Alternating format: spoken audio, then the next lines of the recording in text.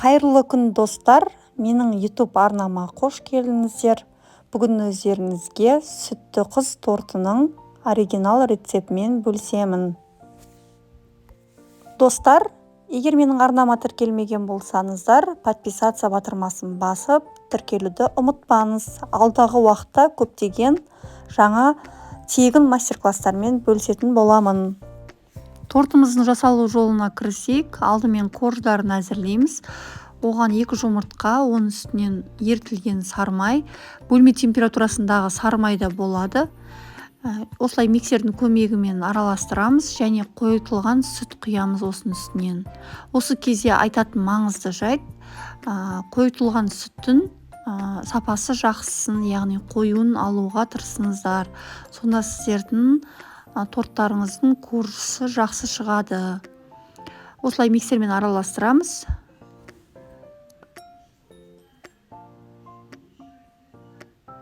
Алдын ала илегіштен өткізілген ұнымыздың үстінен қамыр қопсытқышымызды саламыз және 2 бөліп миксердің болмаса венчиктің көмегімен жақсылап араластырып аламыз.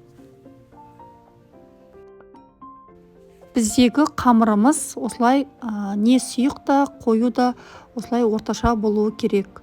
Енді пешімізді осы кезде қыздырамыз және сапасы жақсы пергамент қағазға қолдануға кеңес етемін коржды пісіру үшін. Менде Поклан деген пергамент қағазы, осыны тәрелкемнің формасымен осы тәрелкенің формасында етіп пісіремін корждарымды.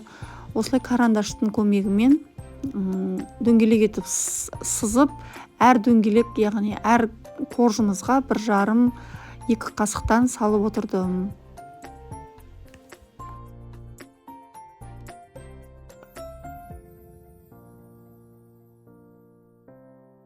«180-200 градуста қызарғанша корждарымызды пісіріп аламыз.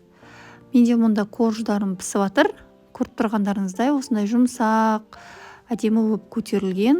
Осындай сеткаға суыту үшін бірінші осылай төсеп қоямыз. Сол кезде біздің корждарымыз ертерек суиды. Енді вафельный крошка әзірлейміз. Оған жұмыртқаның ағуызын, салқын ағуызын үстінен сары майымызды саламыз. Оның үстінен қант ұнтағын және ұнымызды салып, миксердің көмегімен жақсылап араластырамыз.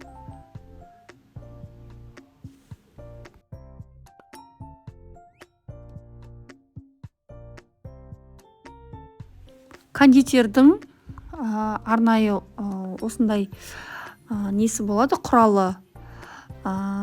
Пергамент қағазын төсеп, сол құралмен жаңағы көріп тұрғандарыңыздай жасаймыз. Осылай. Егер сіздерде бұндай құрал болмаса, пышақтың көмегімен жасасаңыздар да болады. Болмаса дүкенде осындай вафельный крошка десеңіз, сондай нелер сатылады. Менде мұнда үйден жасадым және менде дүкендегі де бар. Үйде барлығын қосып, екеуін бірге қосып, мен тортымды жаңағы шетіне әсемдейтін боламын. Енді кремімізді дайындаймыз. Оның үстінен кілегейімізді құямыз. Кілегей міндетті түрде құрғақ ыдыстың үстінен құйылу керек және салқын болуы керек. Оның үстінен қант ұнтағын саламыз. Осылай миксермен араластырамыз. Сәл қоюланған кезде творожный сырымызды саламыз. Мендегі миксерімнің жылдамдығымен мен 4 минутта, 3,5-4 минутта мен кремді жасап бітірдім. Енді әркімнің жаңағы миксері әртүрлі, біреудікіне 5 минут, 6 минут кетуі мүмкін. Көріп тұрғандарыңыздай осылай қою алып, өз-өзін ұстап тұрған кезде біздің креміміз дайын болды деген сөз. Корждарымыз толықтай суыған соң, осындай кондитерлік кольцомен тортымыз әдемі шығу үшін бірдей етіп ойып аламыз.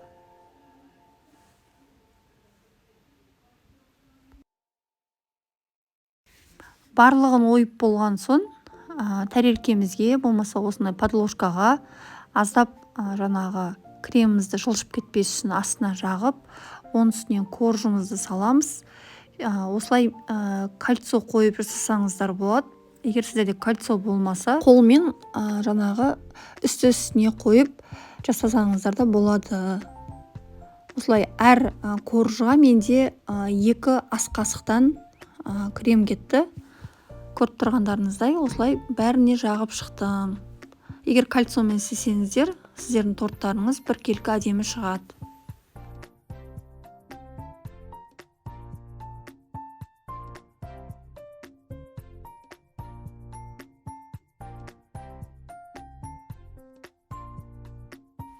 Соңғы коржымды салдым және осыны да үстінен салып, бетін жауып, креміміз сіңгенше тоңазытқышқа қойып қоямыз. Кем дегенде 4-5 сағат тұрса, біздің корждарымызға креміміз сіңіп, әдемі болып тұрады. Менде мұнда 1 түн тұрды. 1 түннен кейін осылай шығардым. Көріп тұрғандарыңыздай осылай қалған кремдерді жағып, тортымды бірінші түзулеп алдым.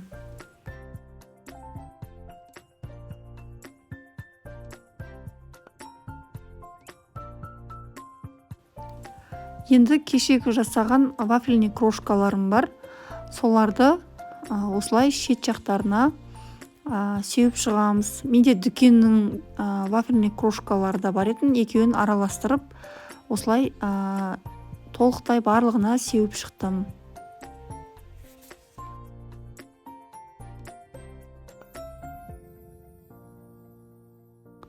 Тортымызды әдемілеп сәндейміз. Менде аздаған крем қалды, сонымен кондитерлік қапшыққа насатканы салып, видеодағындай етіп әдемі гүлдер жасаймын.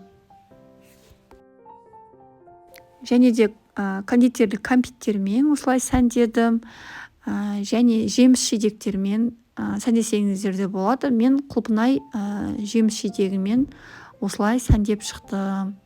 Көріп тұрғандарыңыздай өте керемет болып шықты. Достар, жасап көріңіздер. Достар, YouTube арнама тіркелмеген болсаңыздар, подписаться батырмасын басып, тіркеліп, лайк басып, пікір қалдыруды ұмытпаңыздар. Осымен біздің тортымыз дайын болды. Қазір мен сіздерге бөліп көрсететін боламын. Көріп тұрғандарыңыздай өте жұмсақ болып шығады. Жасап көріңіздер достар. Сіздермен болған дәмді астарыңыз дәмді болсын.